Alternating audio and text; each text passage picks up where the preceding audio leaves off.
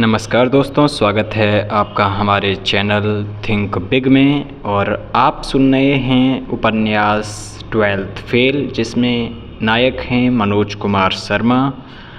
तो अभी तक इस कहानी का हमने एक पार्ट अपलोड किया है। अगर आपने अभी तक वो वीडियो नहीं देखा है तो उस वीडियो को जाकर पहले आप पूरी कहानी सुनें और उसके बाद आगे की कहानी हम आपको इस वीडियो में साझा कर रहे हैं। अगर अभी तक आपने हमारे चैनल को सब्सक्राइब नहीं किया है तो चैनल को सब्सक्राइब, वीडियो को लाइक और शेयर अवश्य करें। तो चलिए शुरू करते हैं उपन्यास 12th फेल का दूसरा पार्ट। उत्साहित मनोज राकेश के घर पहुंच गया। विष्णु भी वहीं बैठा हुआ था। मनोज ने अपने मन की इच्छा राकेश से कह दी। राकेश, मेरी इच्छा दुष्यंत सर जैसा एसडीएम बनने की है। राकेश भैंस का गोबर उठाकर डलिया में डालते हुए मनोज से बोला, तो बन जाएगो, उसमें कौन सी बड़ी बात है। ऊपर से को ना आवते, आदमी ही बनते हैं एसडीएम। विष्णु को कुछ दिन पहले ही 12th फेल हो चुके मनोज के मुंह से इतनी बड़ी इच्छा सुनकर हंसी आ गई। वह ज़ोर ज़ोर से ताली बजाकर हंसने लगा। फिर उसने दोनों को सुनाते हुए कहा, मनोज, तू अपनी औकात में रहकर बात कर। डिप्टी कलेक्टर तो बहुत बड़ी बात है, तू तो क्लर्क भी नहीं बन सकता। 12th पास कर नहीं पाए तुम, चले डिप्टी कलेक्टर बनने। आदमी को उतने बड़े सपने ही देखने चाहिए जितनी उसकी हैसियत हो। विष्णु ने मनोज के मन में पल रहे अपने सपने को चकनाचूर करने की कोशिश की। यह बात सुन मनोज का स्वप्न भंग हो गया। उसे लगा कि जो लड़का 12th में ही फेल हो गया हो, क्या उसे इतने बड़े सपने देखने का हक है। निराश मनोज सिर झुकाकर बैठ गया। लेकिन राकेश विष्णु की बातों से अप्रभावित रहा। उसने गोबर की दूसरी खेप डलिया में डालते हुए कहा, मैं तो अब भी यही कहूँगो कि आदमी मेहनत करेगो तो कछु भी बन सकतो है। विष्णु को राकेश की बात में अपनी पराजय महसूस होने लगी। उसने राकेश पर व्यक्तिगत आक्रमण करने का मन बना लिया। राकेश, तू क्या जाने पढ़ाई लिखाई की बातें, तू तो गोबर उठा। मैं 12th में फर्स्ट क्लास पास हुआ हूँ। जब मैं डिप्टी कलेक्टर बनने की नहीं सोच पा रहा तो ये 12th फेल मनोज कैसे बन पाएगा डिप्टी कलेक्टर। लाखों लोग बैठते हैं परीक्षा में, तब बड़ी मुश्किल से 15-20 डिप्टी कलेक्टर बनते हैं। विष्णु की बात सुनकर मनोज के मन में कुछ देर पहले आया उम्मीद का झिलमिलाता प्रकाश अचानक दूर हो गया। विष्णु ने अपने विचारों से मनोज के मन में कुछ देर पहले उठे उत्साह के तूफान को ठंडा कर दिया। मैं तो अनपढ़ गंवार हूँ, मोए तो जो समझ आतो है बोल देत हूँ। तू बुरो न मान विष्णु, राकेश ने पराजय स्वीकार करने के भाव से कहा। अपनी विजय से प्रसन्न विष्णु ने मनोज को सलाह दी, देख मनोज, तू इस जन्म में तो 12th पास कर ना पावेगो, इसलिए मैं तुझे सही सलाह देता हूँ। अपने गांव में नाश्ते की अच्छी दुकान नहीं है। समोसे, मंगोड़े और जलेबी की बहुत डिमांड है गांव में। टेम्पो चलाने से अच्छा काम है मंगोड़े बनाना। कुछ दिन जौरा के बाबूलाल मंगोड़े वाले के यहाँ ट्रेनिंग ले, फिर गांव में ही अपनी दुकान खोल लेना। राकेश की भैंस खेत में चारा खाने गई थी। भरपेट चारा खाने के बाद वह गर्दन हिलाते हुए घर वापस आ गई। भैंस के पीछे पीछे उसका बच्चा भी उछलता हुआ आ गया। राकेश ने विष्णु के उतावलेपन को कम करने के उद्देश्य से कहा, विष्णु, तू परेशान न हो, सब ठीक हो जाएगा। तू एक काम कर, रूपा को खूंटा से बांध दे, तब तक मैं इसके बच्चे को पानी पिलाए देता हूँ। अपनी विजय से प्रसन्न विष्णु भैंस को खूंटे से बांधने लगा। भैंस ने राकेश के स्थान पर अपरिचित विष्णु को देखा तो बिगड़ गई। उसने अपनी गर्दन हिलाई और विष्णु को सींग मारने के लिए झपटी। विष्णु इस अप्रत्याशित आक्रमण से संभल नहीं पाया और पीठ के बल गिर पड़ा। राकेश और मनोज को इस तरह की दुर्घटना की आशंका नहीं थी, पर जब उन्होंने देखा कि विष्णु जमीन पर चित्त पड़ा है तो दोनों ने लपक कर उसे उठा लिया। विष्णु की सांसें तेज चलने लगीं। होश में आते ही उसने पूरी घटना का जिम्मेदार राकेश को घोषित कर दिया और उसे खरी खोटी सुनाने लगा। राकेश ने मंद मंद मुस्कुराते हुए अपनी सच्चाई बयां कर दी और सफाई दी। शुरू में 2-3 बार तो मुझे भी पटक दिया था रूपा ने, पर धीरे धीरे पहचानने लगी। अब तो इतनी होशियार हो गई कि खेत से चारा खा के इतनी दूर अकेले घर आ जाती है। इतना कहकर राकेश भैंस की गर्दन पर हाथ फेरता रहा। भैंस काफ़ी देर तक राकेश का प्यारा स्पर्श महसूस कर अपनी गर्दन हिलाती रही। विष्णु जे भैंस भी लगातार अभ्यास से अपनी घर पहुंचने को रास्ता पहचानना सीख गई। जानवर भी लगातार एक ही काम करते करते सीख जाते हैं, हम तो फिर भी आदमी हैं। आदमी के लिए कुछ भी काम कठिन ना है। करत करत अभ्यास से जड़मति होत सुजान, रसरी आवत जात से सिल पर होत निशान। राकेश ने एक आक्रामक विराम के बाद अपने मन में बहुत देर से रुकी हुई बचपन की बात में पढ़े दोहे के माध्यम से विष्णु के ऊपर एक तीखा वार किया। विष्णु को उम्मीद नहीं थी कि अनपढ़ राकेश भैंस के उदाहरण से पढ़ाई और सफलता के सिद्धांत की बात समझा देगा।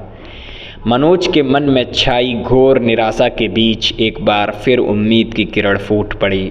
वह घर चला गया। रात भर वह छत पर लेटा सुदूर सपनों में खोया रहा। जून, गर्मी और उमस भरे दिन। मनोज एक हाथ में थैला लटकाए रिश्ते के एक चाचा मूलचंद के साथ ग्वालियर की सड़क पर चला जा रहा है। दोपहर की चिलचिलाती धूप में वह पसीने से तरबतर हो गया है, लेकिन उसका मन आशा से भरा हुआ है। मूलचंद चाचा अपने साले त्रिलोकी के कमरे में पहुंच गए।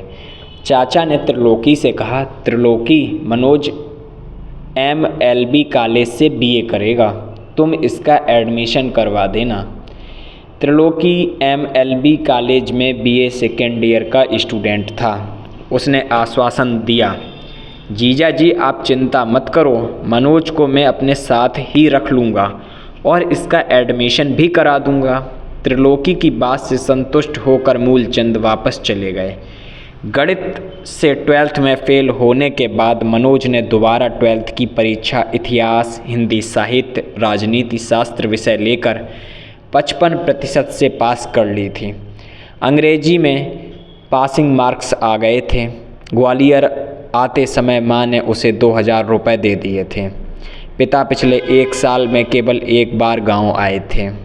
टेम्पो कोर्ट के आदेश के इंतज़ार में अभी भी थाने के बाहर पड़ा हुआ था। मनोज का एडमिशन MLB कॉलेज में हो गया। कॉलेज अचलेश्वर मंदिर के पास अंग्रेज़ों के ज़माने की एक भव्य बिल्डिंग में स्थित था।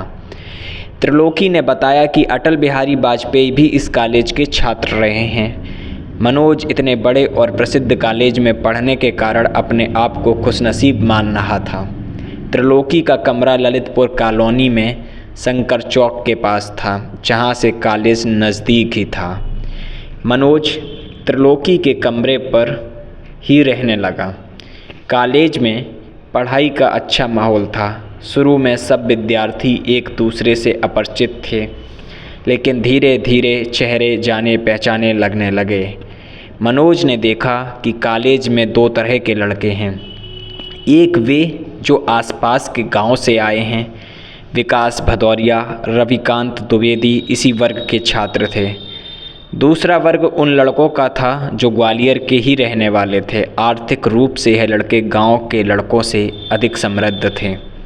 ये लड़के स्कूटर या हीरो पुक से कॉलेज आते थे। अमित दीक्षित और मनीष इस वर्ग के छात्र थे।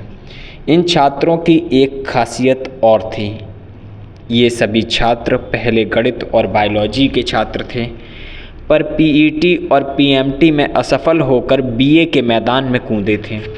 आज क्लास खाली थी। पेड़ के नीचे चबूतरे पर इन दोनों ग्रुपों के लड़कों का जमावड़ा लगा हुआ था।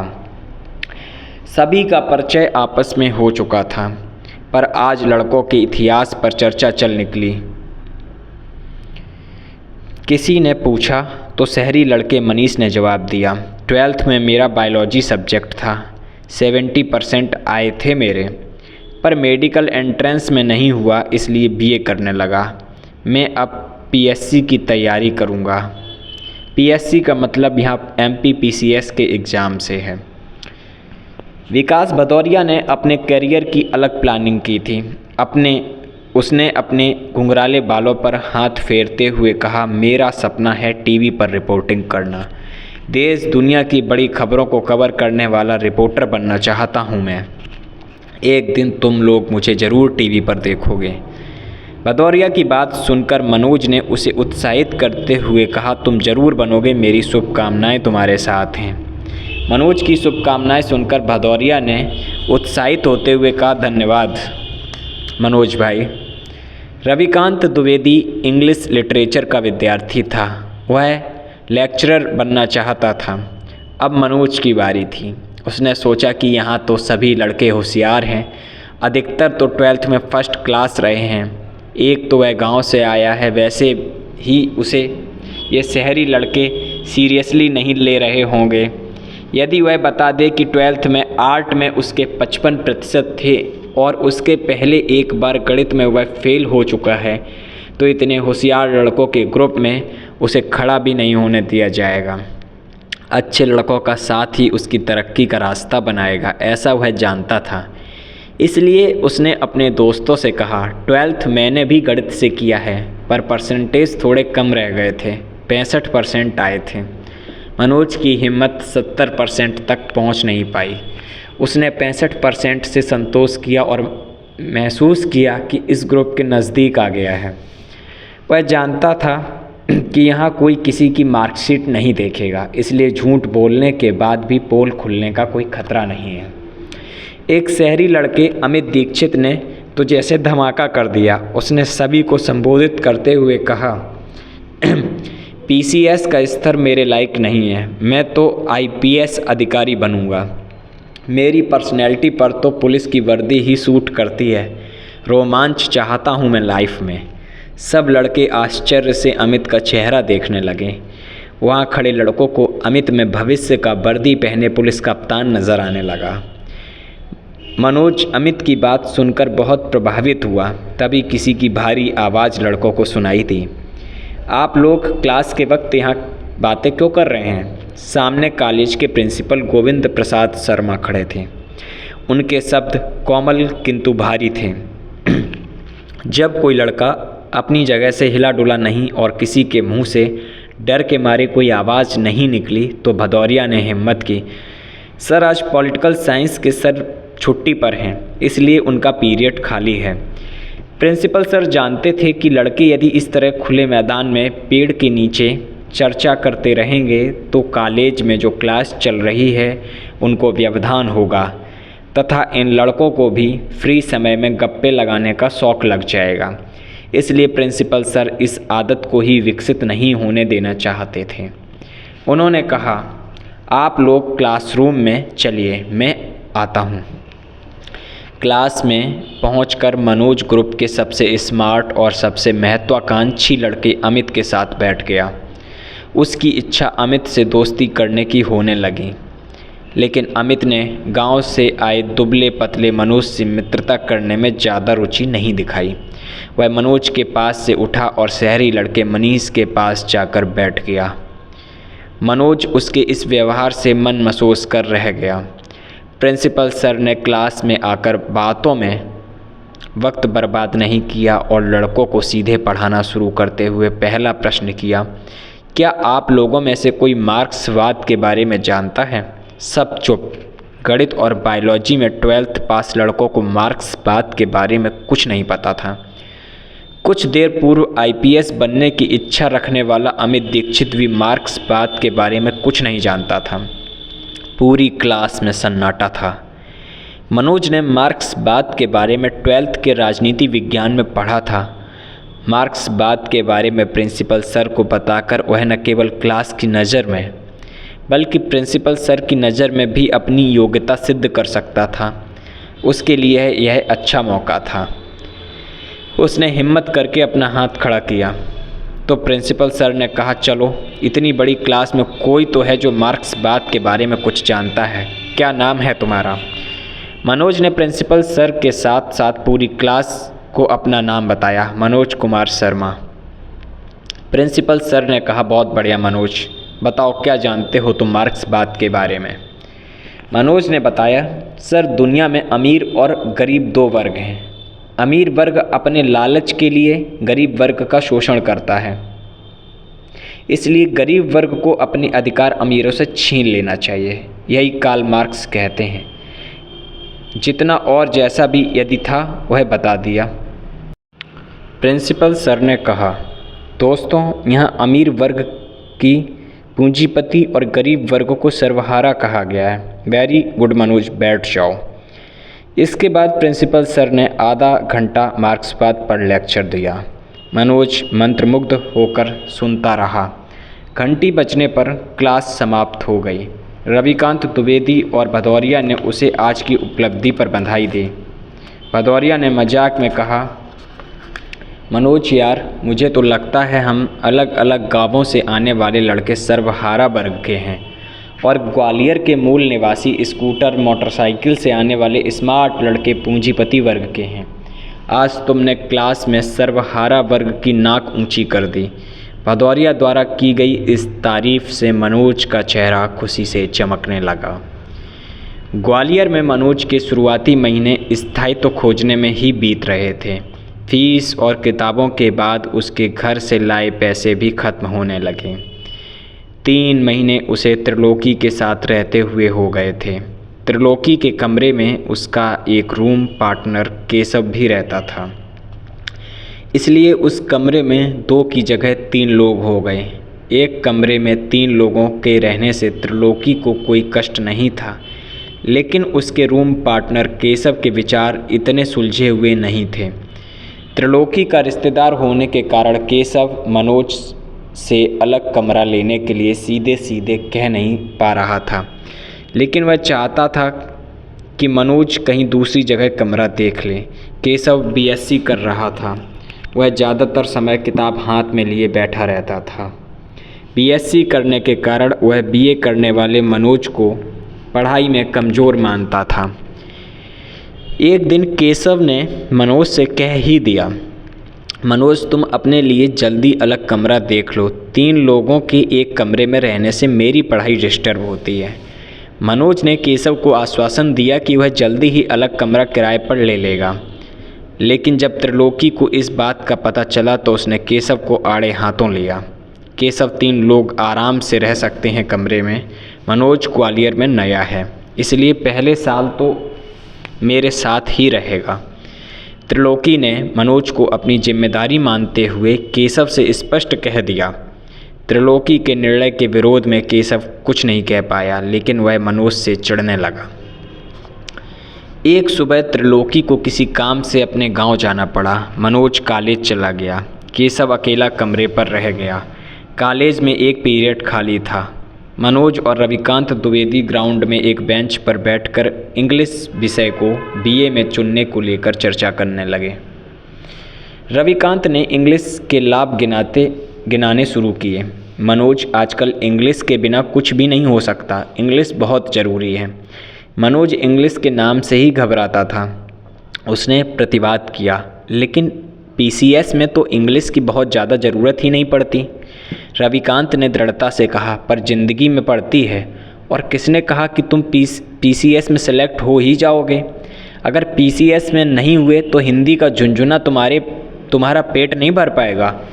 इंग्लिश आपके लिए नौकरी के कई ऑप्शन खोल देती है। आप ट्यूशन पढ़ा सकते हैं। किसी भी स्कूल कॉलेज में इंग्लिश पढ़ाने वाले लोगों की डिमांड ज़्यादा होती है। मनोज ने जब यह यथार्थ सुना तो घबरा गया। उसने पीसीएस में सेलेक्ट न हो पाने के बाद की परिस्थिति पर विचार ही नहीं किया था। रविकांत ने कहना जारी रखा, भाई मनोज, आप पहले ही आर्ट जैसे अनुपयोगी सब्जेक्ट लेकर गलती कर चुके हैं। इन सब्जेक्ट के दम पर मार्केट में 4 पैसे नहीं कमा सकते। अब कम से कम इंग्लिश बची है, जिसे अच्छे से सीखकर अपना भविष्य कुछ तो सुरक्षित कर सकते हो। मार्केट आधारित भविष्य के हिसाब से उसने कुछ भी गलत नहीं कहा था। इसलिए रविकांत से प्रभावित होकर उसने हिंदी साहित्य और इतिहास के साथ बीए में एक सब्जेक्ट इंग्लिश लिटरेचर रखने का निर्णय ले लिया। चर्चा में शाम के 4 बज गए। कमरे पर पहुंचकर उसने देखा कि वहां ताला लगा हुआ है। वह वहीं बैठकर केशव का इंतज़ार करने लगा। इंतज़ार करते करते 2 घंटे बीत गए और उसे केशव की चिंता होने लगी। पास ही रहने वाले केशव के एक दोस्त के घर जाकर मनोज को पता चला कि वह तो अपने गांव डबरा चला गया है। ललितपुर कॉलोनी में त्रिलोकी के कमरे का ताला अब भी बंद था। उसकी चाबी केशव अपने साथ ले गया था। उसके लिए समस्या यह थी कि वह रात को कहाँ जाएगा।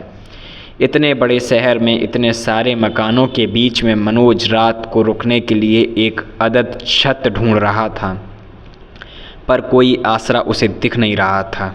उसे भूख लगाई थी। उसकी जेब में 20 रुपये ही बचे थे। उसने 20 रुपये के 2 छोले भटूरे खा लिए। अब बड़ी भारी रात बितानी थी। मनोज को राजपूत बोर्डिंग में रहने वाला भदौरिया याद आ गया। वह राजपूत बोर्डिंग चला गया, लेकिन वहां जाकर पता चला कि भदौरिया बोर्डिंग में नहीं है, वह अपने गांव भिंड गया है। अब कोई रिश्तेदार या दोस्त पूरे ग्वालियर में मनोज का जान पहचान का नहीं था जहां वह रात बिता सके। मनोज कॉलेज के बाहर अचलेश्वर मंदिर के पास बैठ गया। आज उसे महसूस हो रहा था कि रहने के लिए एक कमरा कितनी बड़ी उपलब्धि होती है। अचलेश्वर मंदिर के पास फुटपाथ पर कुछ भिखारी बैठे हुए थे।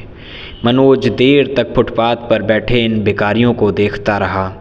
कमज़ोर औरतें, बूढ़े बीमार आदमी मैली गठरियों को अपने पास रखे फुटपाथ पर सोने की तैयारी में थे। मनोज उन्हें देखकर अपना कष्ट भूल गया। वह तो आज पहली बार बेघर हुआ है। ये गरीब भिखारी तो रोज़ ऐसे ही रहते हैं। ये लोग क्या सोचते होंगे, क्या इच्छाएं होंगी इनकी। इनके लिए सुख क्या होता है। 1-2 दुधमुहे बच्चे अपनी माँ की छाती से चिपके हुए थे। क्या ये बच्चे भी जब बड़े हो जाएंगे तब ऐसे ही फुटपाथ पर सोएंगे। अपने कष्ट को भूलकर वह इन तमाम प्रश्नों में डूब गया, पर उसे इन प्रश्नों का कोई उत्तर नहीं मिल रहा था। धीरे धीरे सब भिखारी सो गए, लेकिन मनोज की आंखों में नींद नहीं थी। आज वह इन बेघर-बार भिखारियों का सहयात्री था। उसकी वेदना आज इन भिखारियों की वेदना से घुल मिल गई थी। वह सोचता रहा कि क्या वह कभी इस काबिल हो पाएगा कि जब इन लोगों के दुखों को दूर कर सके। सारी रात उसकी जागते हुए कट गई। अपने कष्ट को भूलकर वह रात भर इन गरीब और मजबूर लोगों के बारे में सोचता रहा। सुबह उसने पास ही नल पर जाकर मुंह धोया, पानी पिया और कटोरा तालाब के पार्क में जाकर बैठ गया। रात भर जागते रहने के कारण थके हुए मनोज को कटोरा तालाब की बेंच पर नींद आ गई। 2 घंटे सोने के बाद उसकी थकान कुछ कम हुई। अगले पूरे दिन कई बार मनोज कमरे पर गया। हर बार वहाँ ताला ही लगा मिला। अब उसके पास एक भी पैसा नहीं बचा था। उसने दूसरा पूरा दिन कॉलेज में गुजार दिया और रात भूखे पेट कटोरा तालाब की बेंच पर करवटें बदलते हुए बिता दी। बेघरबारी का तीसरा दिन मनोज के लिए बहुत कठिन होने वाला था। गांव जाने के लिए भी उसके पास पैसे नहीं थे। वह सुबह 7 बजे ही कमरे पर पहुंच गया, पर कमरा अब भी बंद था। उसने ताले को पकड़कर हिलाया, लेकिन ताला हिलने से नहीं खुलने वाला था। निराश होकर वह कॉलेज चला गया, लेकिन थकान और भूख के कारण उसकी हिम्मत क्लास में जाने की नहीं हो रही थी। वह ग्राउंड में बेंच पर ही बैठ गया। बेंच पर बैठे बैठे उसने विचार किया कि ऐसी तकलीफ़ें तो आएंगी ही, इन्हीं कठिनाइयों को तो पार करना है। इस विपरीत समय में भी मुझे धैर्य नहीं खोना है। मुझे पढ़ाई करना ही है, चाहे कुछ भी हो जाए। अचानक उसने अपने भीतर हिम्मत महसूस की। वह उठा और तेज कदमों से क्लास की ओर चल पड़ा। उसके बाद उसने लगातार 3 क्लास अटेंड की। उसने तय किया कि वह किसी के सामने रोएगा नहीं, गिड़गिड़ाएगा नहीं, किसी दोस्त से मदद नहीं मांगेगा। उसे लग रहा था किसी संघर्ष के रास्ते पर चलकर वह अपने जीवन में कुछ करने लायक बन पाएगा। उसे अब इस संघर्ष में अजीब सी संतुष्टि होने लगी थी। रात हो गई। 2 दिन से मनोज के पेट में अन्न का एक दाना भी नहीं गया था। भूख से बेहाल मनोज के शरीर में ताकत भी नहीं बची थी। उसे लग रहा था कि अब यदि उसे भोजन नहीं मिला तो वह चक्कर खाकर ज़मीन पर ही गिर जाएगा। चलते चलते वह ललितपुर कॉलोनी में सावित्री भोजनालय के सामने पहुंच गया। होटल के काउंटर पर एक 30 साल का युवक बैठा था जो सावित्री भोजनालय का मालिक था। मनोज ने काउंटर पर बैठे मालिक से पूछा, मेरे पास पैसे नहीं हैं, क्या मुझे मजदूरी के बदले आपके यहाँ भोजन मिल सकता है? मनोज के इस वाक्य में निवेदन नहीं बल्कि भरोसा था, जैसे वह अपना हक मांग रहा हो। भोजनालय के मालिक ने उसे ऊपर से नीचे तक देखा। दुबले पतले मनोज के चेहरे पर दाढ़ी थी। ढीले ढाले पैंट शर्ट गंदे हो गए थे। चेहरा कमज़ोर था, आंखें अंदर को धंस गई थीं। होटल मालिक ने कुछ सोचकर जवाब दिया, होटल में काम करने के लिए तो मेरे पास पहले से ही वर्कर हैं। होटल मालिक की बात सुनकर मनोज निराश नहीं हुआ। उसने किसी उम्मीद के भरोसे से कहा, मेरे लिए भोजन ज़रूरी है। पैसे न होने के कारण मैं मजदूरी करके भोजन करना चाहता हूँ। होटल मालिक के यहाँ सैकड़ों लड़के खाना खाने आते थे। कईयों के पास समय पर देने के लिए पैसे नहीं होते थे। वे उधार भी खाते थे। कई बार उधार वापस मिलता भी नहीं था। कई बार लड़के पैसा न होने पर रोनी सूरत बनाकर फ्री में भी खा जाते थे। होटल मालिक लड़कों की रग रग से वाकिफ़ था, लेकिन ऐसा कोई लड़का अथवा इस तरह का कोई प्रस्ताव इस होटल में पहले कभी नहीं आया था। होटल मालिक ने नौकर को आवाज़ लगाई, इन भाई साहब को एक थाली लगाओ। मनोज के सामने दाल, आलू, गोभी की सब्जी, 5 रोटी और चावल से सजी थाली आ गई। वह खाना खाने लगा। उसका दिमाग सुन्न हो गया था। आज का भोजन साधारण नहीं था। भोजन पाने का आज का तरीका भी साधारण नहीं था। रोज़ कितनी आसानी से भोजन मिलता है, कितना कठिन होता है पेट पर भोजन मिलना, यह आज मनोज को महसूस हो रहा था।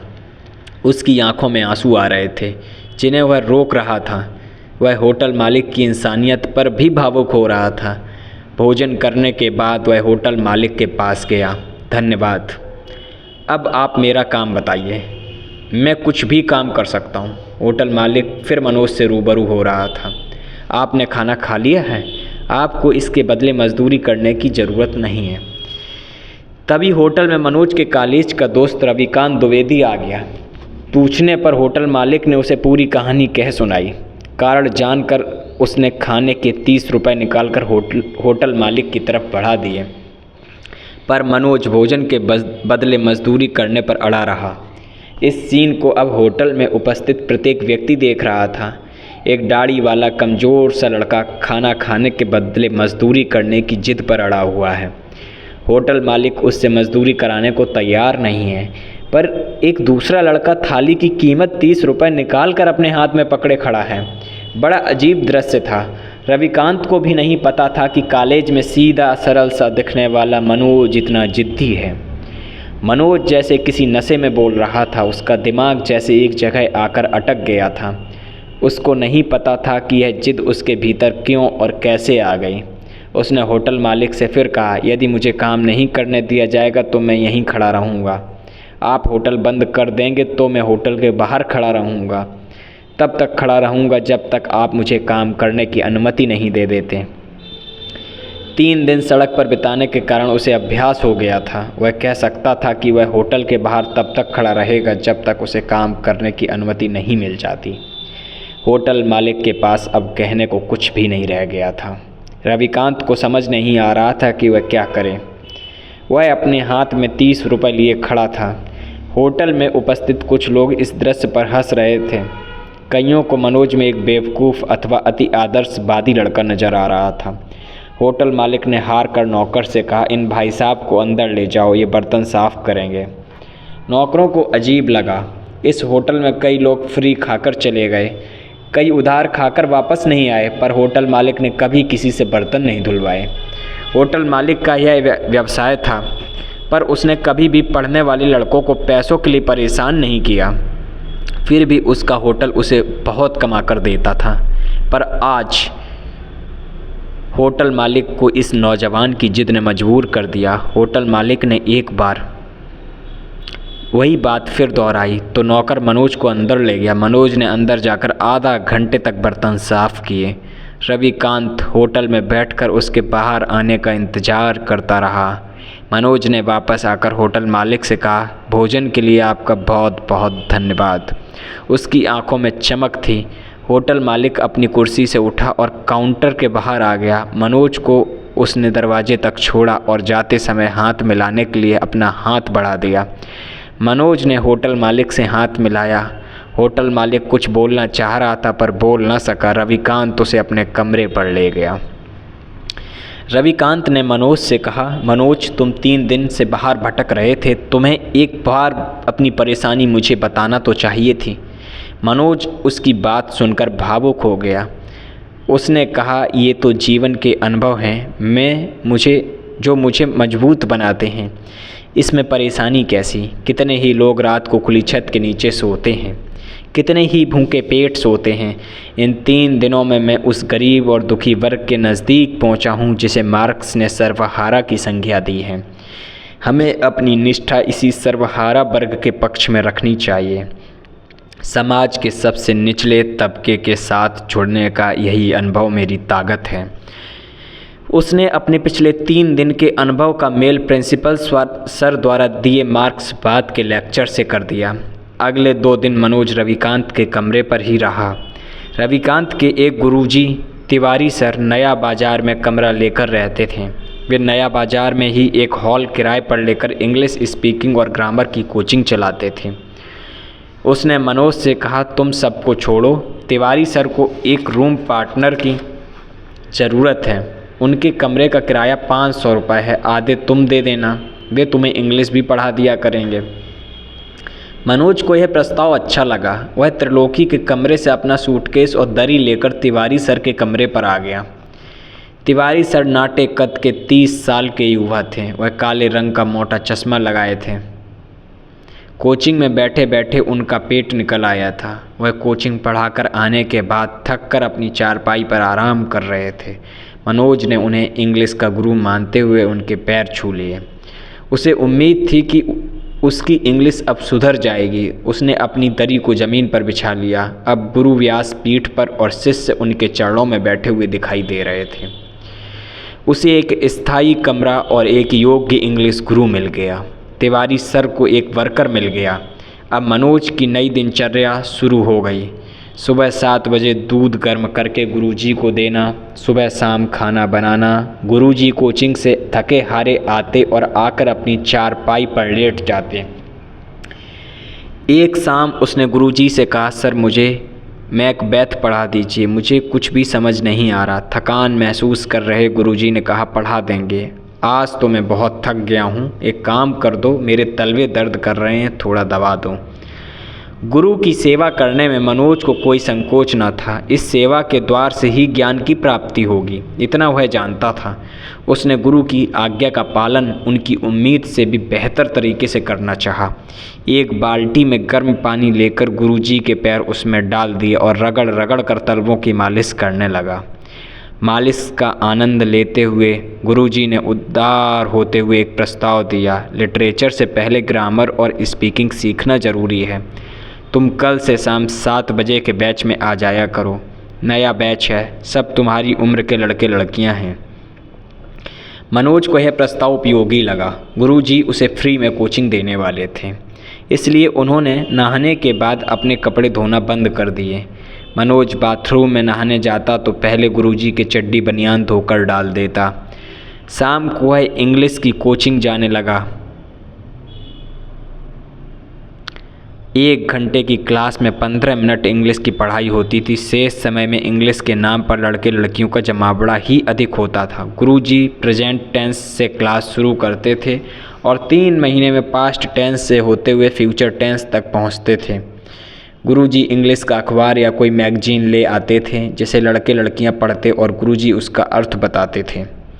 गुरुजी जानते थे कि इंग्लिश सीखना एक अनंत प्रक्रिया है, उसमें जल्दबाजी नहीं करनी चाहिए। धीमी गति से सीखने पर ही यह विदेशी भाषा समझ आ पाएगी। इसलिए गुरुजी को इंग्लिश सिखाने और बच्चों को सीखने की कोई जल्दबाजी नहीं थी।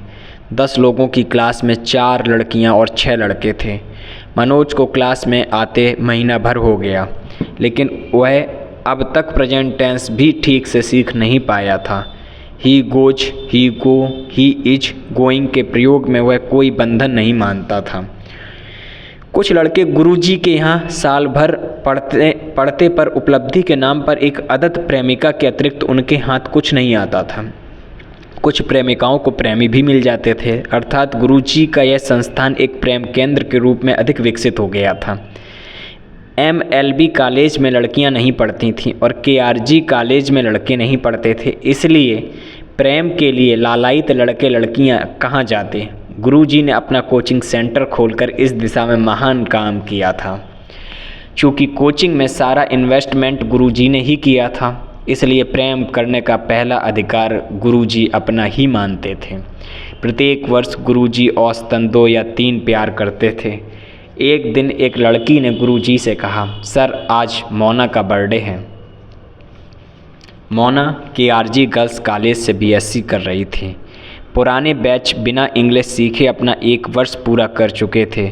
उन बैचों में पनपने वाले गुरुजी के पिछले प्रेम भी शादी कर अपनी ससुराल जा चुके थे, इसलिए गुरुजी को मोना से प्रेम करने की ज़रूरत महसूस हो रही थी।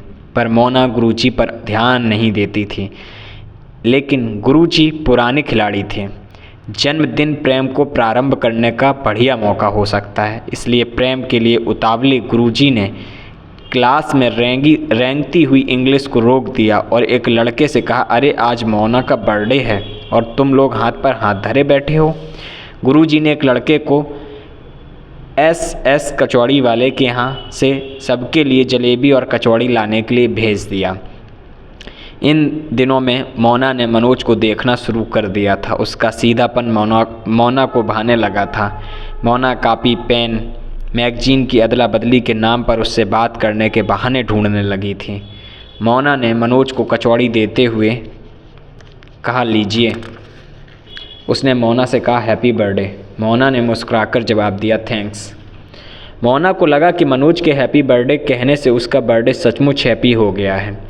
गुरुजी के इन्वेस्टमेंट का प्रॉफिट मनोज के अकाउंट में जा रहा था। गुरुजी बिजनेस में इस तरह के लॉस पहले भी देख चुके थे। मनोज और मोना के रास्ते अलग दिशा में थे, लेकिन एक दिन क्लास के बाद दोनों ने साथ चलने की हिम्मत की। मनोज मोना से बात करने के लिए बातचीत का कोई सिरा ढूंढ रहा था। उसने मोना से साधारण सा प्रश्न पूछा, तुम BSc के बाद क्या करोगी? PCS की तैयारी करोगी क्या? नहीं, मैं तो शादी करूँगी। मोना ने मनोज की उम्मीद से उलट जवाब दिया। कुछ देर दोनों चुपचाप चलते रहे। मोना का घर जिस दिशा में था वह मोड़ आ गया था। मोना अपने घर जाने के लिए गली में मुड़ गई। मनोज वहीं खड़ा मोना को तब तक देखता रहा जब तक वह उसकी आंखों से ओझल नहीं हो गई। एक दिन एक लड़के ने कोचिंग में कहा कि कल मनोज का बर्थडे है, कल मनोज पार्टी देगा। क्लास का यह नियम बन गया था कि जिसका बर्थडे होता वह समोसा जलेबी की पार्टी क्लास में देता, लेकिन मनोज के पास पैसे नहीं थे। उसने कहा, मैं कल पार्टी नहीं दे पाऊँगा क्योंकि मेरे पास पार्टी में खर्च करने के लिए पैसे नहीं हैं। मनोज को अपना सच कहने में कोई संकोच महसूस नहीं हुआ। अगले दिन पार्टी के अभाव में किसी ने उसे हैप्पी बर्थडे तक नहीं बोला, लेकिन हिम्मती मोना समोसे और जलेबी ले आई थी। मोना द्वारा की गई मनोज की यह विशेष चिंता गुरुजी को अखर गई। वह ईर्ष्या से जलने लगे। उन्हें मनोज पर क्रोध आने लगा। क्लास के बाद मोना ने मनोज को एक ग्रीटिंग कार्ड दिया। ग्रीटिंग में लाल रंग का दिल बना हुआ था, जिस पर मोना की सुंदर राइटिंग में लिखा था, हैप्पी बर्थडे मन। मोना ने मनोज का पूरा नाम ग्रीटिंग कार्ड पर न लिखकर एक अलग नाम लिख दिया था, जिस नाम से इस पूरी दुनिया में उसे कोई नहीं पुकारता था। मोना की गुनगुनाती रहती थी यह नाम अपने मन में। रात को तिवारी सर कमरे पर आए। मनोज कुर्सी पर बैठा पढ़ रहा था। मनोज का ग्रीटिंग कार्ड वहीं टेबल पर रखा हुआ था। कई महीने से वह तिवारी सर की सेवा कर रहा था, लेकिन आज तिवारी सर की ईर्ष्या चरम पर थी। उन्होंने जन्मदिन वाले दिन क्रोध में जलते हुए मनोज से उल्टा सीधा कहना शुरू कर दिया। जब इससे भी उनका मन नहीं भरा तो उन्होंने मनोज कि हीटर और मटके में लात मार दी। हीटर और मटका टूट गया। तिवारी ने गुस्से में मोना द्वारा मनोज को दिया ग्रीटिंग भी फाड़ कर फेंक दिया और कमरा खाली करने का अल्टीमेटम दे दिया। मनोज की आंखों से आंसू बहने लगे। वह दुखी मन से अपना सामान समेटने लगा। अपना सामान उठाकर जैसी ही वह कमरे से बाहर निकला, तिवारी ने धड़ाम से दरवाज़ा बंद कर दिया। आज के वीडियो में इतना ही। आगे तीसरा पार्ट लेकर हम जल्द ही हाजिर होंगे आपके सामने। अगर आपको ये कहानी अच्छी लग रही है तो इस चैनल को सब्सक्राइब करें, वीडियो को शेयर करें ज़्यादा से ज़्यादा लोगों के सामने। और अब इसके बाद जो कहानी आगे आएगी वो इस उपन्यास में मनोज की वो बहुत ही संघर्षमय कहानी होने वाली है, और कैसे मनोज PCS की तैयारी के लिए ग्वालियर में दूसरी जगह जाता है, ये आपको सुनने को मिलेगा।